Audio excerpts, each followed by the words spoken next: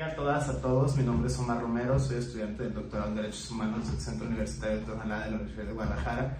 El día de hoy me encuentro en el Centro Carbonell con el maestro Raúl Castel. ¿Qué tal, Raúl? Buen día. ¿Qué tal? ¿Qué tal? Mucho gusto, muchas gracias. El tema que nos compete el día de hoy es tratar la relación de derechos humanos con el pensamiento constitucional y convencional. Raúl, como primera pregunta, ¿cómo se constitucionaliza el tema de los derechos humanos y cómo se lleva a nivel convencional este mismo tópico? En México, fíjate que tiene un origen en la reforma de 2011, la gran reforma de derechos humanos de 2011, en la que pues transforma todo el ordenamiento jurídico, y entre los puntos más relevantes tiene que ver con esta apertura al derecho internacional, sobre todo los derechos humanos. En México, antes de la reforma de 2011, eran garantías individuales, ¿no? Y entonces era una lógica de que el Estado otorgaba derechos y que solamente pues se tenían que regular de una forma estatal o administrativa. En la reforma de 2011, el Estado pasa a reconocer derechos y la dignidad de la persona, de todas las personas, se pone en el centro de la conversación. Entonces el Estado, además de hacer sus cuestiones administrativas, que está como en la parte orgánica de la Constitución, viene un tema respecto a la parte dogmática, es decir, que su función principal es proteger y garantizar los derechos y la dignidad de las personas, y funciona entonces o se transforma el derecho a un sistema de vínculos y límites al poder público.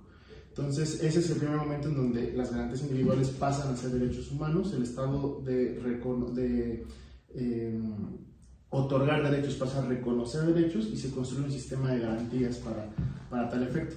Y esta apertura internacional también se hace porque viene un boom en el mundo, sobre todo en la región latinoamericana, de los derechos humanos, ¿no? El Sistema Interamericano de Derechos Humanos y la Corte Interamericana empiezan a tener un papel mucho más activo para impulsar una agenda política y jurídica respecto a la protección de derechos, y varias de las sentencias de la Corte Interamericana se hacen en contra del Estado mexicano, ¿no? El caso Campo Algodonero, el caso Rosendo Rodilla, son fundamentales para reentender el objetivo del derecho, ya no nada más, te repito, como cuestión administrativa, sino como garante de la dignidad.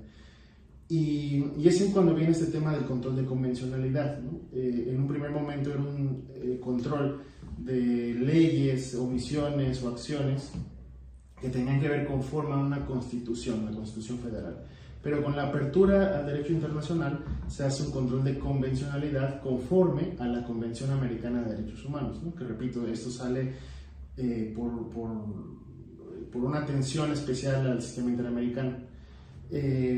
Sin embargo, hoy en día creo que también hemos tenido desarrollos jurisprudenciales muy importantes, por ejemplo, la contradicción de tesis 293 diagonal 2011, en donde se va creando un bloque de regularidad normativa, de tal forma que ya no solamente sean controles de constitucionalidad o de convencionalidad, sino que en realidad sea todo un bloque, un parámetro, en donde tenemos muchas opciones, muchas categorías de interpretación, de aplicación del derecho, que incluyen, por supuesto, los artículos constitucionales, es decir, ese margen constitucional, el margen convencional, sentencias de la Corte Interamericana, opiniones consultivas de organismos internacionales, jurisprudencia y precedentes de otros tribunales en una suerte de diálogo jurisprudencial, artículos que contengan derechos humanos contenidos en otro tipo de tratados, que no sean solo de derechos humanos.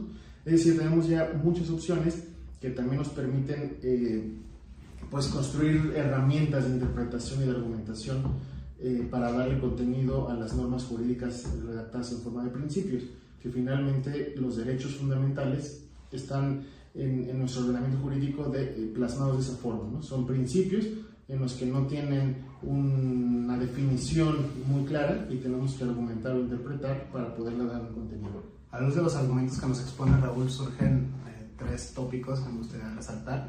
El primero, la mutación constitucional a la luz de la historia constitucional mismo de México. Pienso en concreto de la Constitución de 1824.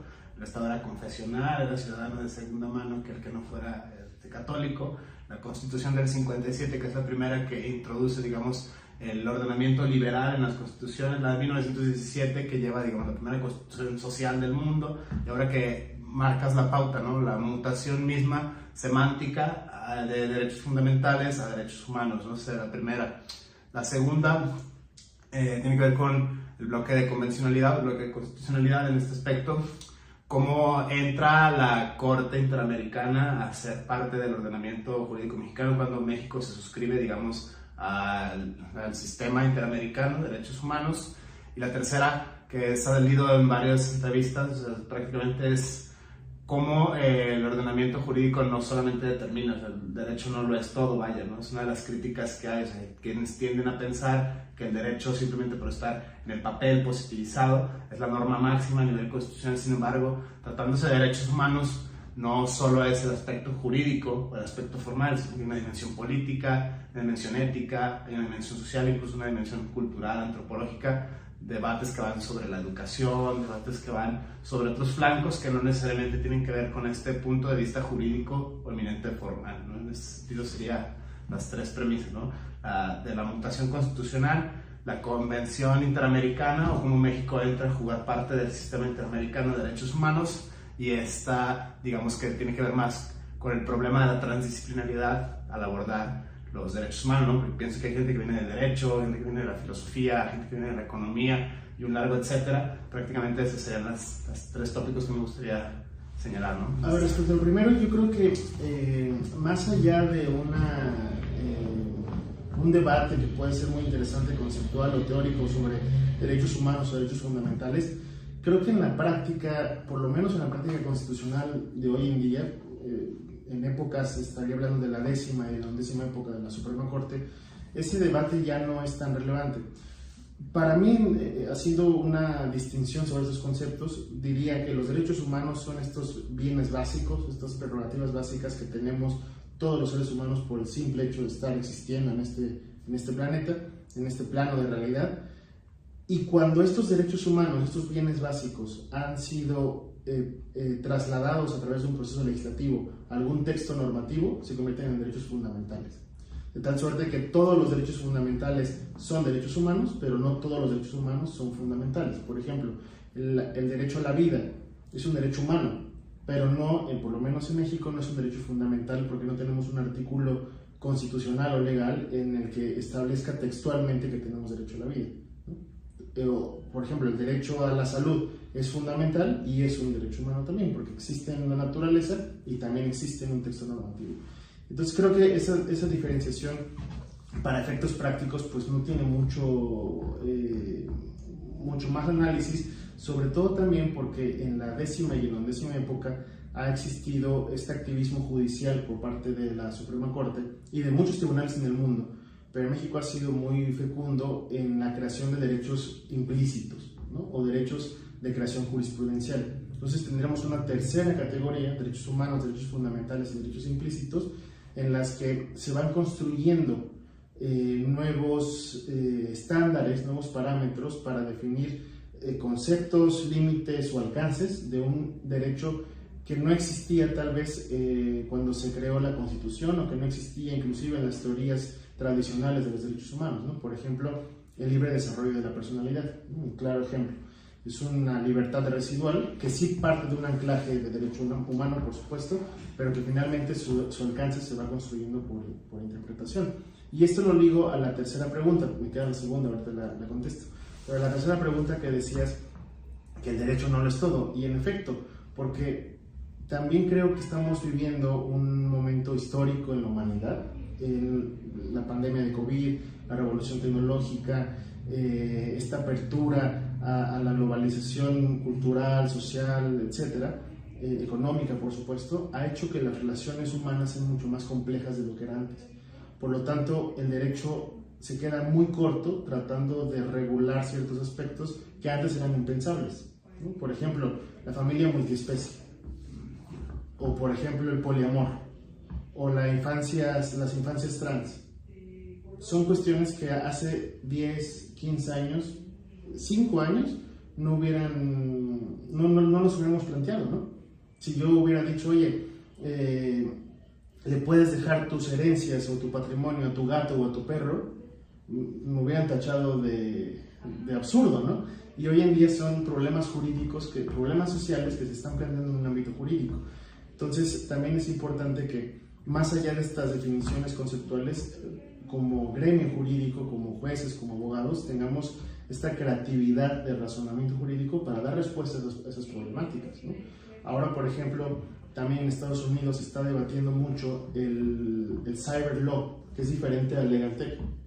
El legal tech tiene que ver con la aplicación de la tecnología en la vida cotidiana o en el derecho en específico, pero el cyber law es un análisis de la relación entre un aparato, un dispositivo y las personas, ¿no? Ahora se está debatiendo también que si nos meten chips o que si usamos lentes que tienen ya aplicaciones ahí, etc. Es una relación también nueva, diferente, que el derecho pues definitivamente no puede abordar, y mucho menos el derecho en una tradición como la que tenemos en México, que ha estado marcada por una formación muy a la letra, ¿no? Muy de memorizar, muy de lo que dice el código, muy de la aplicación casi inmediata de las leyes. Ahora creo que la ley y la Constitución es un punto de partida, pero no un punto de llegada, ¿no? Evidentemente necesitamos anclarlo en un fundamento jurídico, pero a partir de ahí la razón, la argumentación, la interpretación tienen un peso, para mí, pues, mucho mayor, ¿no? Y respecto a la segunda pregunta que me hacías, pues decía yo, esta apertura al derecho internacional viene impulsado por la Corte Interamericana. Estos casos que nos lastimaron mucho, el campo algodonero y el caso Rosendo Radilla, fueron un parteaguas para que abriéramos los ojos y dijéramos, ¿sabes qué? Como país estamos haciendo las cosas mal. Hay un cuerpo normativo insuficiente, hay una violencia institucional y tenemos que cambiarlo, ¿no? Y creo que no lo hemos logrado, desafortunadamente, pero sí ha habido muchos pasos positivos para poder construirlo. Y hoy en día el papel del sistema interamericano, y más allá del sistema interamericano, yo creo que del derecho internacional, ya te decía al principio, en este diálogo jurisprudencial con cortes internacionales, es muy benéfico también para resolver estos nuevos problemas que comentaba, ¿no? Seguramente ya ha habido un caso de herencias y sucesiones para animales en Argentina, o en Alemania, o en cualquier país europeo, o en Estados Unidos. Es decir, podemos voltear a ver otras realidades, que podemos tener problemas o preguntas en común, y a partir de ahí ir tomando pues la experiencia y los datos que nos importen, ¿no? O sea, voltear a ver al derecho internacional, al derecho comparado, como una fuente muy importante también para crear nuevos derechos. Entonces, creo que en ese sentido la Corte Interamericana sí ha sido pionera en ello, pues sobre todo por la región y por lo que la particular realidad que estamos viviendo en la región, pero no solamente me quedaría ahí, yo me quedaría en una visión mucho más abierta del derecho comparado. Bien, Raúl, a la luz de los argumentos que nos compartes, pienso, bueno, los desafíos, los retos, las perspectivas que tiene tanto el derecho, la ciencia jurídica peculiar, las ciencias sociales, ¿no? Mencionabas estos fenómenos, me hace pensar la progresión misma del derecho, ¿no? Las demandas sociales han obligado a modificar los códigos, han obligado, digamos, a tener otros criterios de resolución de conflictos, ha obligado a considerar incluso nuevos fenómenos emergentes, ¿no? Esto que mencionabas, el poliamor o el tema de los cyborgs, ¿no? Es algo de que cómo puedo ser mitad humano, mitad máquina. Eso no estaba pensado, no sé, por el constituyente de 1917, ¿no? El matrimonio igualitario, o sea, las infancias trans, fenómenos que han, digamos, obligado a mutar las leyes, tanto en el ordenamiento nacional como en el internacional, ¿no? Desde este punto de vista puede plantearse el tema, sobre todo esta relación, ¿no? A nivel constitucional, a nivel convencional con los derechos humanos. No todos los derechos, pienso por ejemplo, son de lo humano, o sea, la bioética, este tema, los derechos de la naturaleza, los derechos de los animales. Eso puede parecer a simple vista una especie de oxímoron, ¿no? Una especie de contradicción. Sin embargo, son fenómenos tangibles, son fenómenos sociales actuales que de una manera u otra se van constitucionalizando, se van formando parte de los ordenamientos jurídicos por las mismas demandas sociales, ¿no? Desde este punto de vista, ¿cuáles, o sea, desde tu perspectiva como operador jurídico, son, digamos, los retos a los que se encuentra el derecho mexicano, a los que se enfrenta no solo el derecho mexicano? Mencionas muy interesante esta pauta del derecho comparado, ¿no? En ese aspecto que se está haciendo en otras latitudes a la luz de los mismos fenómenos que emergen, y lo ligo con la premisa que lanzaba hace rato, ¿no? O sea, no todo el fenómeno jurídico queda estrictamente en lo formal. O sea, prácticamente se tiene que tener, si no especialidades en varias disciplinas de las ciencias sociales, al menos sí tener un conocimiento más o menos sólido que permita pensar y repensar esto, ¿no? Temas de ética, temas de sociología, temas incluso de semántica constitucional, ¿no? En este aspecto, llevar un análisis de qué estamos hablando cuando hablamos, no sé, del desarrollo del libre de la personalidad, de qué estamos hablando cuando hablamos de los derechos de los animales.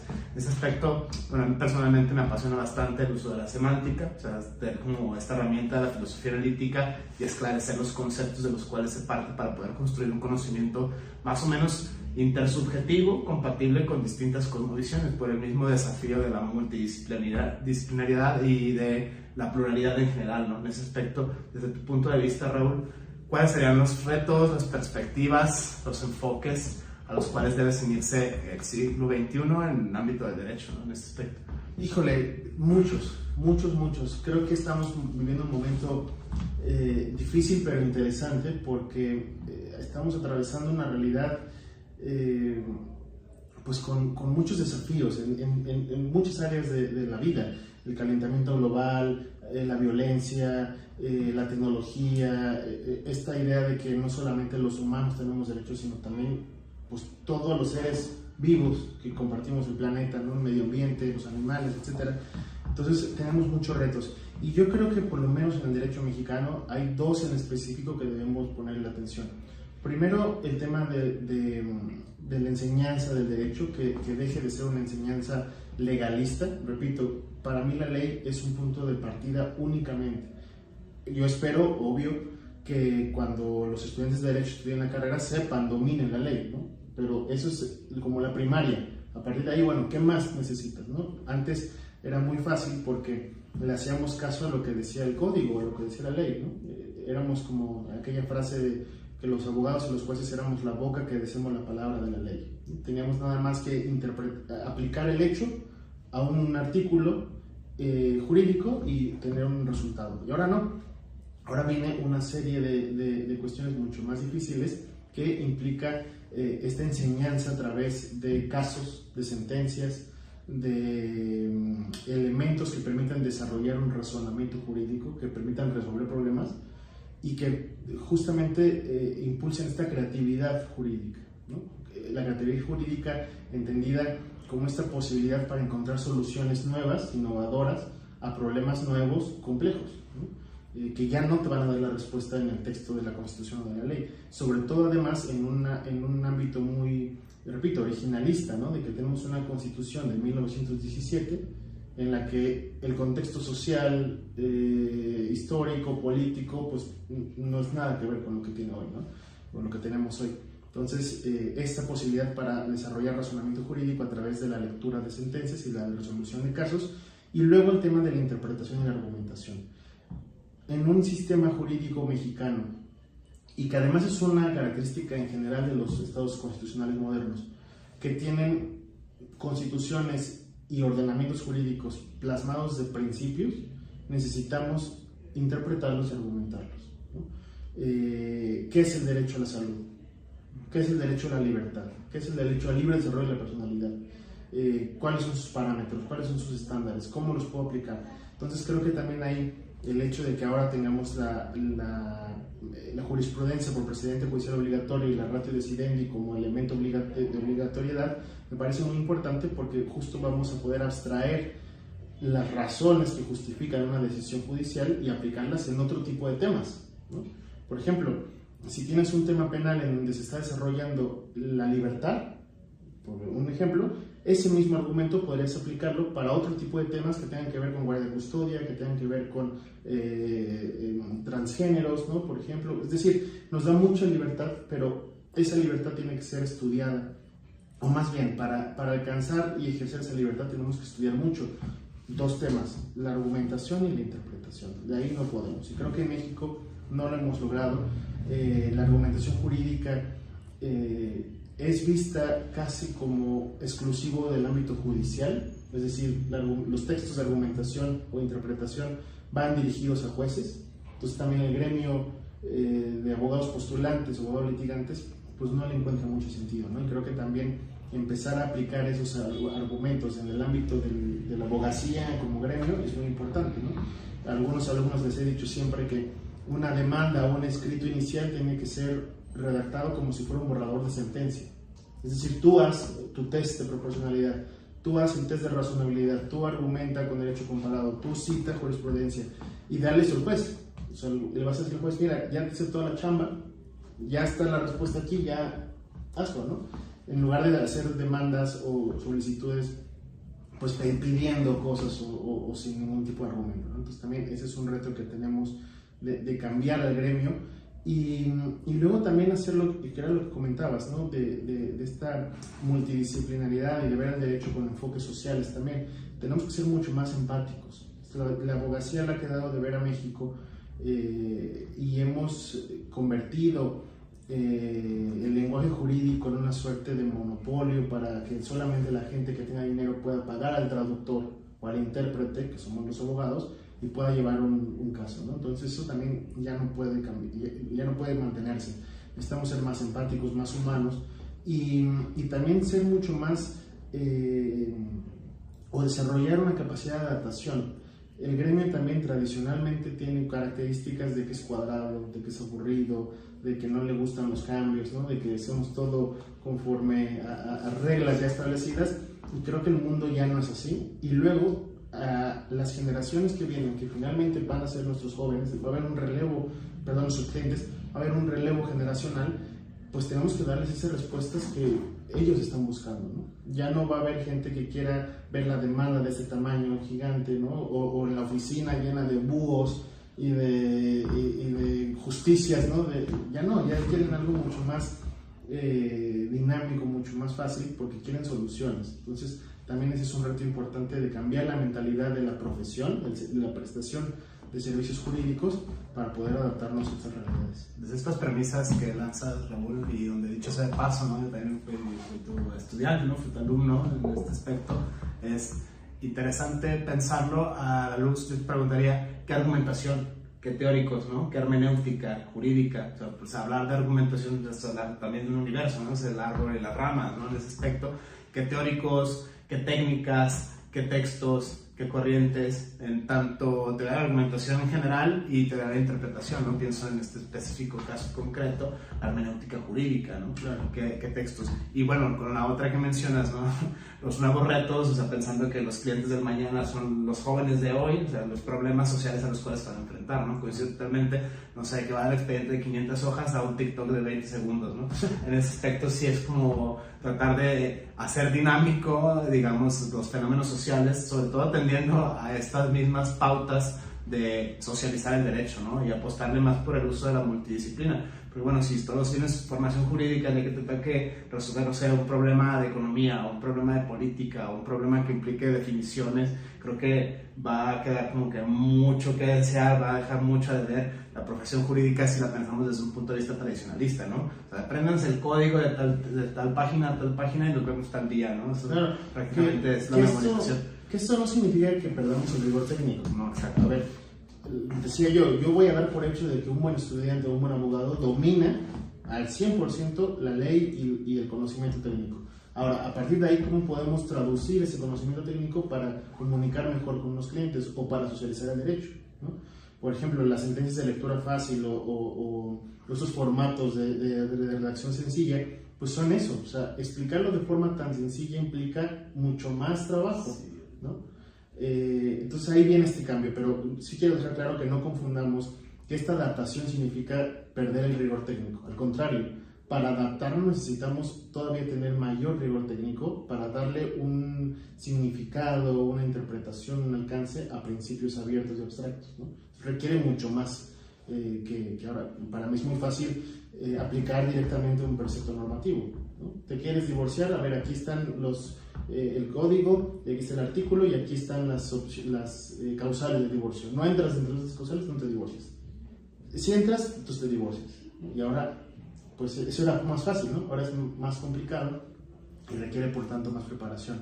Y respecto a las sugerencias de autores, a ver, de entrada yo diría Manuel Atienza, Robert Alexi, Luigi Ferraioli, y también no casarnos con teorías, ¿no? Yo creo que también Y eso lo ha demostrado nuestra doctrina constitucional y ha sido en su momento criticada por ello. Yo creo ahora que eso es algo benéfico. Que vamos mezclando perspectivas, teorías, conforme a lo que mayor utilidad le damos, ¿no? El famoso test de razonabilidad, que no tenemos una doctrina establecida, a pesar de que hay 4 pasos que generalmente se tienen que utilizar, ¿no? El test de razonabilidad, la idoneidad, necesidad y la ponderación o la proporcionalidad, y la legitimidad de la medida, pues no significa que tengamos que hacerlos como si fueran recetas de cocina, no vuelvo a lo mismo. Tenemos que darle un contenido a través de una creatividad jurídica. Si tenemos un caso que nos puede funcionar con esta doctrina o con este autor, ocupémoslo. Si hay partes de esa teoría que no nos funcionan, pues vamos a sacarla. Es decir, tener también mucho más apertura en grado doctrinal. Y esto pasa, por ejemplo, con los penalistas, ¿no? Los penalistas sí son estos que se casan con una teoría y no salen de ahí. Yo creo que el mundo ya no funciona así, y por lo menos quienes tenemos una visión más práctica del derecho, no podemos casarnos o pensar que nada más hay una forma, una razón, una respuesta única, ¿no? Tenemos que ser mucho más plurales. Y por ejemplo, también ahora la Corte sacó los cuadernillos de jurisprudencia, a mí me parecen magníficos y son categorizados por temas, y entonces vienen los precedentes judiciales más importantes redactados de una forma además muy atractiva visualmente y de mayor comprensión lectora, porque vienen por pregunta y respuesta. Entonces te dice el hecho del caso, qué se resuelve, por qué se resuelve así, cuáles fueron los argumentos, ¿no? y finalmente la decisión. Entonces, esos cuadernillos de jurisprudencia que te digo, hay varios temas: derecho de daños, interés superior de la niñez, pueblos y comunidades indígenas, género. Es decir, hay muchos, están en la página del Centro de Estudios Constitucionales de la Corte y lo pueden descargar gratuitos. Y también otro documento en esta visión práctica tiene que ver con las guías y los protocolos que también ha sacado la Suprema Corte, ¿no? Los protocolos para juzgar con perspectiva de género, de discapacidad, de infancias, los protocolos, las guías para elaborar sentencias de lectura fácil. Creo que esa argumentación, mucho más adecuada a los problemas que estamos viendo hoy y no una teoría abstracta, sirven mucho para desarrollar esta creatividad jurídica.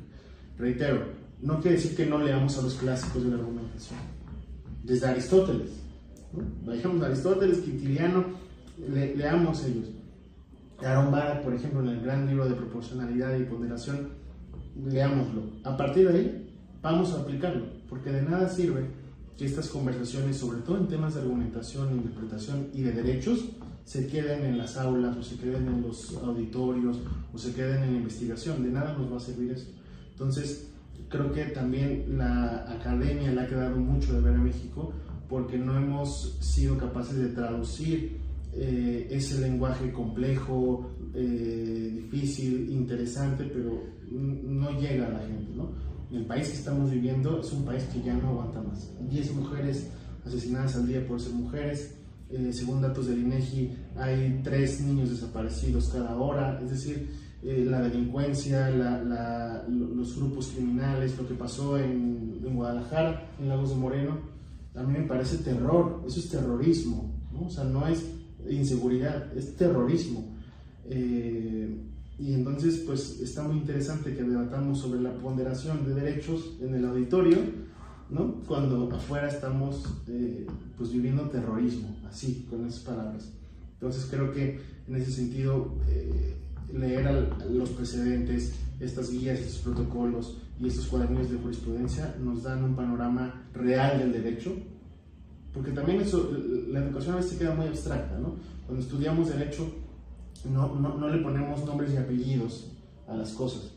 Y cuando salimos vemos que es una persona que está pasando un drama humano, un momento complicadísimo en su vida y no sabemos cómo gestionarlo, ¿no? Entonces también el hecho de que leamos casos nos permite ponerles nombre y apellido, crear más empatía y poder resolverlo de mejor manera. Pienso estas premisas que lanzas a la luz de, bueno, los derechos humanos, precisamente, que tiene que ver con la, digamos, socialización del derecho y traducir en un lenguaje cotidiano, un lenguaje accesible, todos estos grandes teóricos de la academia, ¿no? Que son los 2 grandes males que creo que quejan al derecho contemporáneo y a las ciencias sociales en general.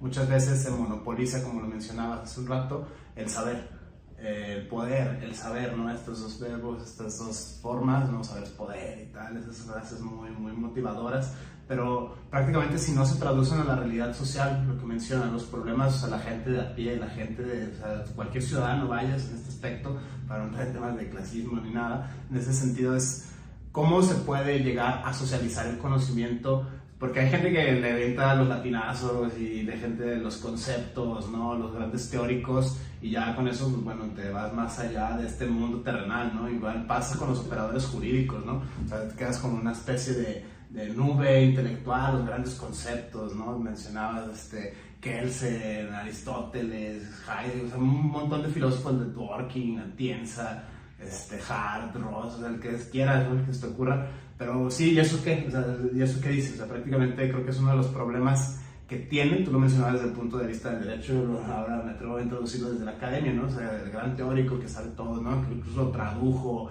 o que es su discípulo y tal, mucha gente que ostenta este tipo de fenómenos cognitivos y lingüísticos. ¿Cómo, a manera de conclusión, Raúl, para poder aterrizarlo a los desafíos que tiene el siglo XXI, en tanto que pedagogía de las ciencias sociales y en concreto de las ciencias jurídicas, desde tu punto de vista, cómo se puede llegar a hacer este tipo de trabajo, socializarlo, o sea, llevarlo a quien sea que le interese, porque, bueno, son, como lo mencionas, ¿no? Por lo regular, alguien que va a un abogado está pasando por un momento horrible de su vida, ¿no? Un divorcio, temas de terrenos, la libertad, la vida, son cosas que exigen, digamos, otro tipo de fenómenos, ¿no? Son desgastes económicos, son desgastes psicológicos, son desgastes morales, prácticamente atendiendo al mismo pro persona, ¿no? A la figura de atender la mayor protección a las personas en el momento que éstas requieran de este tipo de servicios sociojurídicos, ¿no? Desde tu punto de vista, ¿cuáles serían estas, digamos, formas de atender a estas demandas de la población, de cualquier ciudadano, ante estos fenómenos que por lo regular suelen ser bastante desagradables desde el punto de vista práctico? Mira, es una muy buena pregunta y muy, muy compleja, evidentemente. Y yo hace mucho tiempo dejé de... Porque yo cuando estudié Derecho quería cambiar el mundo, ¿no? Quería cambiar la justicia y traer el derecho a México, etcétera. Defender los derechos en México más bien, y cuando te vas dando cuenta de que no es así, que se los he dicho en clase, ¿no? A veces estudiar derecho significa toparte con pared una tras otra, obstáculo tras obstáculo, con corrupción, con malos tratos, con desigualdad, con discriminación, es decir, con violencia estructural, institucional, es sumamente complejo. Y entonces me di cuenta, esto es muy personal, que podría ser mejor, poder tener mejores resultados o ser mayor el cambio si empezaba conmigo mismo. O sea, haciendo lo que me correspondía a mí como persona y luego a mi alrededor. Mi familia, mis amigos, mi círculo, mis alumnos, mis relaciones interpersonales, ¿no?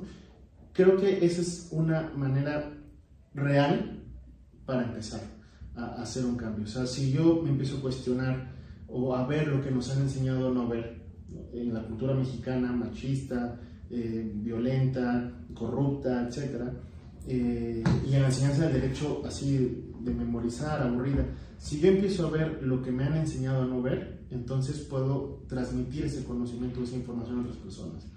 Y solamente dejarles la duda de, oye, no quiero cambiar tu opinión, ¿no? Pero si tienes la duda de, oye, quizá esto tenga otra perspectiva, o quizá esto pues tenga otra vertiente, o estas personas quizás sí tengan derechos, o los animales quizás sí sean seres sintientes, o las mujeres, ¿no? sí necesitan ser respetadas en la calle, o sea, cuestiones así de esenciales, creo que ahí empieza el cambio, porque además en el momento que estamos viviendo político, jurídico en el país, esto grabado en 2023, viene un vendaval jurídico donde ya no va a haber respeto de división de poderes, ya no va a haber respeto de la Constitución, ya no va a haber respeto de muchas cosas que para los abogados eran muy importantes, ¿no? Entonces, ¿cómo podemos enfrentar eso? Primero siendo mejores personas. O sea, eres un buen profesionista, pero trata de ser una mejor persona. Trata de ver lo que te han enseñado a no ver y trata de sembrar dudas todo tu círculo interpersonal, ¿no? Tu pareja, en tus padres, en tus hermanos, en tus hijos.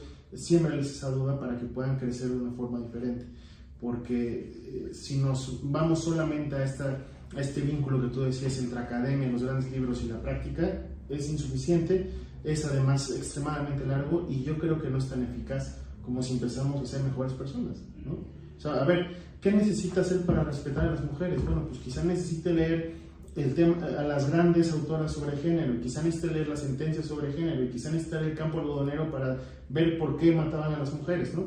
Y a partir de ahí yo voy a respetarlas o voy a educar a mis hijos para que los respeten. Es decir, cuestiones que tienen. ¿Por qué voy a respetar a los animales? Bueno, porque te voy a enseñar estos casos y estas leyes y estos problemas que se dieron, y entonces te va sembrando esa nueva cosmovisión de tu propia existencia, ¿no? Yo creo que eso es la respuesta. Ahora, como gremio también podemos hacer más cosas. Decías tú del poder. Sí tenemos poder, por supuesto, ¿no? Hay que compartir ese poder. Es decir, la comunicación más sencilla, hacer ahora redes sociales también. Lo que estás haciendo tú con estas grabaciones es contribuir a esa socialización del derecho, ¿no? Abrir un canal de YouTube, abrir un canal de redes sociales para dar información buena, no hacer TikToks bailando, ¿no? Porque también eso luego los abogados piensan que abrir redes sociales es hacer un TikTok porque te gusta Taylor Swift, ¿no? O bueno, no con nombre. Pero más bien es una herramienta para dar información valiosa, como la que tú estás haciendo, una información crítica, una información que sea hecha con lenguaje sencillo y que llegue a las personas a las que debe llegar, ¿no? También, por ejemplo, el litigio estratégico. Podemos organizar, si tenemos la oportunidad y los privilegios también suficientes como para hacer trabajo pro bono o trabajo de litigio estratégico, hagámoslo, ¿no? Es decir, cada quien desde su trinchera, según sus privilegios, puede optar por diversas formas, pero creo que sí hay posibilidades de que cambiemos. Vienen tiempos muy difíciles, políticamente hablando, jurídicamente hablando, tiempos sociales de mucha complejidad en esta idea de la creación de nuevas relaciones humanas, y pues hay que estar al tanto a ello, y a través de estos diálogos, de estos debates, pues se genera este conocimiento, se generan estas dudas. Creo yo que si una clase o si una plática te genera más dudas que respuestas, es correcto, ¿no? Y en ese sentido ese sería mi mensaje. Bien, muchísimas gracias, Raúl. Me quedo con estas dos premisas a manera de síntesis.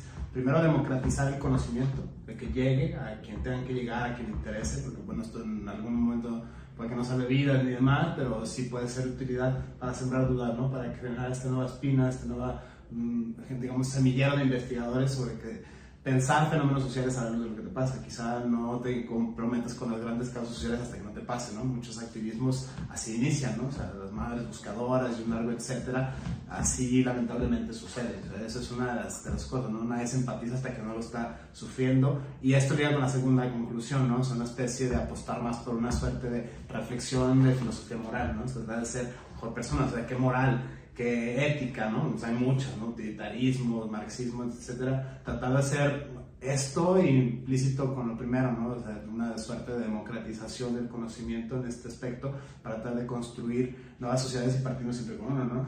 No voy a cerrar avenidas enteras y con eso va a cambiar el mundo, ¿no? Eso prácticamente empieza con uno mismo, ¿no? Me quedo con eso.